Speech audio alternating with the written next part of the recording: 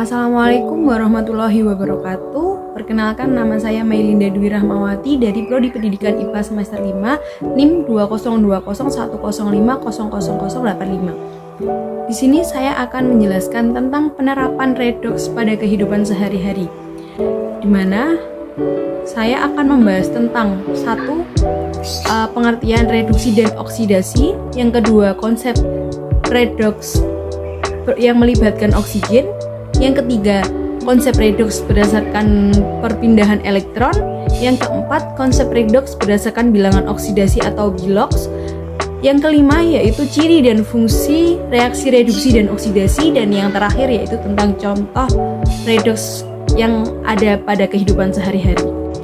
Baik, di sini saya akan menjelaskan tentang pengertian redoks. Redoks terdiri atas reduksi dan oksidasi, di mana reaksi reduksi yaitu reaksi pelepasan oksigen, sedangkan reaksi oksidasi yaitu reaksi pengikatan oksigen. Selanjutnya yaitu konsep redoks yang melibatkan oksigen. Pengertian dalam konsep ini, reduksi dan oksidasi sama dengan sebelumnya, yaitu reduksi pelepasan oksigen dari suatu senyawa, sedangkan oksidasi yaitu pengikatan atau penggabungan oksigen oleh suatu zat. Dalam reduksi terdapat atau terjadi atau adanya reduktor, yaitu zat yang menarik atau mengikat oksigen pada reaksi reduksi atau zat yang mengalami reaksi oksidasi. Selanjutnya, pada oksidasi juga melakukan atau adanya reduktor atau oksidator, oksidator yaitu sumber oksigen pada reaksi oksidasi atau zat yang mengalami reduksi. Contoh soal atau contoh reaksi yaitu FeO3 plus 3C menjadi 2Fe plus 3CO.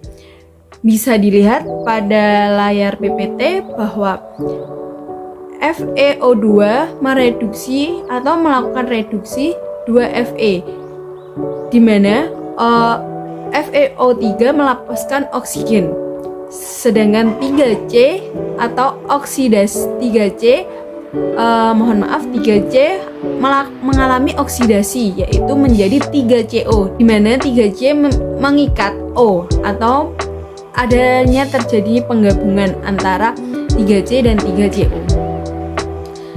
Dari penjelasan di atas yaitu Fe2O3 melepaskan atau memberikan oksigen kepada C dan membentuk Fe, sedangkan C mengikat atau menangkap oksigen dari F2O3 dan membentuk CO. Dengan demikian, FeO3 mengalami reduksi atau sebagai oksidator, sedangkan C mengalami oksidasi atau sebagai reduktor. Selanjutnya yaitu tentang konsep redoks berdasarkan perpindahan elektron. Pengertian reduksi berdasarkan perpindahan elektronnya yaitu reduksi yaitu reaksi pengikatan elektron, sedangkan oksidasi yaitu reaksi pelepasan elektron, di mana pada reduksi terjadi atau adanya reduktor, artinya zat yang melepaskan elektron atau zat yang mengalami oksidasi, sedangkan pada oksidasi terjadi oksidator, di mana zat yang mengikat elektron atau zat yang mengalami reduksi. Selanjutnya, contoh reaksi pelepasan elektron bisa dilihat pada PPT berikut, bahwa H2 plus F2 menjadi 2HF, di mana H2 mengalami oksidasi yaitu pelepasan elektron, sedangkan F2 mengalami reduksi, di mana F2 menangkap atau mengikat 2 elektron. Untuk penjelasannya yaitu untuk membentuk senyawa hidrogen fluorida, molekul H2 melepaskan 2 elektron menjadi 2H+, sedangkan molekul F2 menangkap atau mengikat 2 elektron menjadi 2F-. Dengan demikian, H2 mengalami oksidasi atau sebagai reduktor, sedangkan F2 mengalami reduksi atau sebagai oksidator. Yang keempat yaitu tentang konsep redoks berdasarkan bilangan oksidasi, di mana konsep ini muncul karena konsep sebelumnya hanya bisa terjadi pada senyawa ionik saja, tidak terjadi pada senyawa kovalen. Pada konsep ini pengertian reduksi yaitu reaksi yang mengalami penurunan bilangan oksidasi atau penurunan biloks. Sedangkan oksidasi yaitu reaksi yang mengalami kenaikan biloks atau bilangan oksidasinya naik. Selanjutnya, contoh pada reaksi konsep berdasarkan bilangan oksidasinya yaitu FeO3 plus 3C menjadi 2Fe plus 3CO. FeO3 mengalami reduksi karena Fe2O3 merupakan senyawa dan biloksnya adalah plus 3, sedangkan 2Fe biloknya 0 karena unsur bebas. Selanjutnya 3C menjadi 3CO. Pada hal ini terjadi oksidasi di mana 3C adalah atau unsur C adalah unsur bebas dan menjadi 3CO di mana menjadi C memiliki nilai biloks plus 2. Bilangan oksidasi adalah muatan positif dan negatif pada suatu atom. Unsur yang biloksnya positif biasanya merupakan atom unsur logam seperti Na, Fe, Mg, Ca dan unsur logam lainnya. Sementara itu, unsur yang biloknya negatif biasanya atom-atom unsur non-logam seperti O, Cl, F dan unsur non-logam lainnya. Terdapat 8 aturan dalam menentukan bilok oksidasi suatu atom. Antara lain adalah sebagai berikut. Sudah dijelaskan pada PPT bahwa yang pertama adalah bilangan oksidasi unsur bebas dalam bentuk atom dan molekul adalah 0. Contoh unsur bebas berbentuk atom C, Ca, Cu, Na, Fe, Al, Ne sama dengan 0. Sedangkan unsur bebas berbentuk molekul yaitu H2O2, Cl2, P4, S8 juga bernilai 0. Yang kedua yaitu bilangan oksidasi ion monoatom atau satu atom dan poliatom lebih dari satu atom sesuai dengan jenis muatan ionnya. Contoh bilangan oksidasi ion monoatom Na+, Mg2+, dan Al3+ berturut-turut adalah plus 1, plus 2, dan plus 3 sesuai dengan muatannya. Selanjutnya, bilangan oksidasi ion poliatom NH4+, SO4 2-, dan PO4 3- berturut-turut adalah plus 1, min 2, dan min 3. Kembali lagi bisa dilihat berdasarkan muatannya, apakah muatannya plus 1 atau min 1 atau min 2 dan lain sebagainya. Yang ketiga yaitu bilangan oksidasi unsur pada golongan logam 1A, golongan 2A, dan golongan 3A sesuai dengan golongannya. Poin pertama yaitu golongan 1A. Terdapat HLINAKRBCSFR yaitu memiliki nilai bilok plus 1. Sedangkan pada golongan 2A BEMGCASRBARA memiliki nilai bilok plus 2. Golongan 3A ada ada B, ada AL, ada GA, IN, dan TI memiliki nilai bilok plus 3.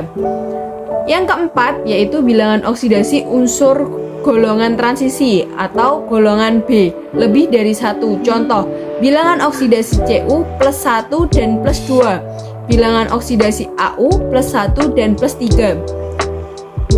Dan yang kelima yaitu jumlah bilangan oksidasi unsur-unsur yang membentuk ion, yaitu sama dengan jumlah muatannya. Contoh NH4+, jadi muatan atau nilai biloknya yaitu plus 1 berdasarkan muatannya.